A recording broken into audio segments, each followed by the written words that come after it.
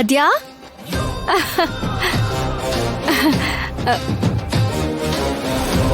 ಆದ್ಯಾ ಯಾಕೆ ಹಾಗೆ ನೋಡ್ತಿದ್ಯಾ?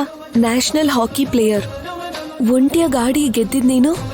ಎಷ್ಟೋ ಜನ ಆಟಗಾರರನ್ನ ಎದುರಿಸ್ಕೊಂಡು ಧೈರ್ಯವಾಗಿ ಆಟ ಆಡಿದ್ ನೀನು. ಎಷ್ಟೋ ಜನರಿಗೆ ದಾರಿ ತೋರಿಸಿ ಎಷ್ಟೋ ಕುಟುಂಬಗಳಿಗೆ ಮಾರ್ಗ ಹಾಕಿರೋ ಆ ರಾಜಿ ಈ ರಾಜಿನ. ನಮ್ ದೇಶದಲ್ಲಿರೋ ರಾಷ್ಟ್ರಪತಿ ಕೂಡ ಮನೆಗ್ ಬಂದ್ಮೇಲೆ ಅವ್ರ ಕೆಲ್ಸನ ಅವರೇ ಮಾಡ್ಕೋತಾರಂತೆ. ವೇಷಭೂಷಣ ಬದಲಾಗಿದ ತಕ್ಷಣ ನಮ್ ವ್ಯಕ್ತಿತ್ವ ಬದಲಾಗಲ್ಲ ಅಲ್ವಾ? ಅದಕ್ಕೆ ಅಂತ ನೀನೊಬ್ಳೆ ಎಷ್ಟು ಕೆಲಸ ಮಾಡ್ತೀಯ ರಾಜಿ? ಸಪೋರ್ಟ್ಗೋಸ್ಕರ ಮನೆ ಕೆಲಸದವ್ರನ್ನ ಇಟ್ಕೋಬಹುದಲ್ಲ ರಾಜಿ? ಇಟ್ಕೊಳ್ತೀನಿ ಅಂದ್ರು ನಾನು ಇಟ್ಕೊಳಕ್ ಬಿಡೋದಿಲ್ವಲ್ಲ. ಸೇಡ್ ಇಟ್ಕೊಂಡಿರೋ ಹಾವು ಕೂಡ ಇಷ್ಟೊಂದು ವಿಷಕಾರ ಅಲ್ಲ ಅನ್ಸುತ್ತೆ. ನೀನ್ ಬಾಯಿ ಮುಚ್ಚೋ. ಇಷ್ಟು ದಿವಸ ಇವನೊಬ್ನೇ ಅನ್ಕೊಂಡಿದ್ದೆ, ಇವಾಗ ನೀನು ಶುರು ಮಾಡ್ಕೊಂಡ. ಲೇ ಪ್ರಶಾಂತ್, ಅಮ್ಮನ ಬಗ್ಗೆ ಗೊತ್ತಲ್ವಾ, ಬಿಡೋದ್ನ. ಆದ್ಯಾ ನೀನ್ ಹೇಳು, ಅದೇನು ಸಡನ್ ಆಗಿ ಬಂದಿದ್ದು? ಅದು ಪೇಪರ್ ತಂದಾಳಂದ್ರೆ ಏನೋ ಒಳ್ಳೆ ಸುದ್ದಿನೇ ಇರ್ಬೋದು.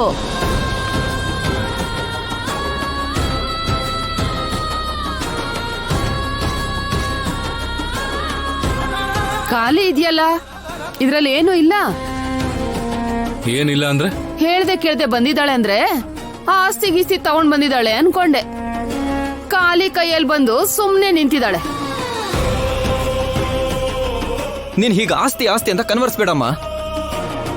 ನೀನ್ ಹೋಗಿದ ತಕ್ಷಣ ಕೊಡ್ತೀನಿ ಅಂತ ಮಾವ ಮಾತು ಕೊಟ್ಟಿದ್ದಾರಲ್ವಾ? ಮಾತ್ ಯಾರಿಗ್ ಬೇಕು? ಆಸ್ತಿ ತಾನೇ ಬೇಕು. ಅಮ್ಮ, ನಿನ್ನ ಆಸ್ತಿ ರಗಳೆ ಸ್ವಲ್ಪ ನಿಲ್ಲಿಸ್ತೀಯಾ? ಹೇಳೋ ಆದ್ಯಾ, ಏನ್ ವಿಷಯ? ಅದು ನೀವು ನಿಧಿ ತಗೊಂಡ್ ಬರ್ಬೇಕಾದ್ರೆ ದಾರಿಲಿ ಯಾವುದೋ ಎಡ್ವರ್ಟ್ ಆಗಿತ್ತಲ್ವಾ? ಅದು ಕಂಪ್ಲೇಂಟ್ ಬರೆದು ಸ್ಟೇಷನ್ ಅಲ್ಲಿ ಕೊಟ್ರೆ ಪೊಲೀಸ್ ಅವ್ರು ಕೂಡ ನಿಧಿ ಬಗ್ಗೆ ಇನ್ವೆಸ್ಟಿಗೇಷನ್ ಮಾಡ್ತಾರೆ ಅಲ್ವಾ? ಹಾ, ಮಾಡೋದನ್ನೆಲ್ಲ ಮಾಡಿ ಇವಾಗ ಏನು ಗೊತ್ತಿಲ್ಲದೆ ಇರೋರ್ ತರ ಪೊಲೀಸ್ ಅವ್ರ ಹತ್ರ ಹೋದ್ರೆ ಏನ್ ಸಿಗುತ್ತೆ? ಕಳ್ರೆ ಕಳ್ತನ ಆಗಿದೆ ಅಂತ ಕೇಸ್ ಹಾಕ್ತಂಗಿರುತ್ತೆ. ನೀವು ನನ್ನ ನಂಬದೇ ಇದ್ರೂ ಪರವಾಗಿಲ್ಲ, ಆದ್ರೆ ಅನುಮಾನ ಮಾತ್ರ ಪಡ್ಬೇಡಿ.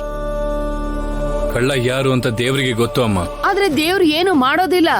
ಅವನು ಒಡವೆನೆ ಕಾಪಾಡ್ಕೊಳ್ದೆ ಇರೋ ದೇವ್ರು ಎಂತ ದೇವ್ರು?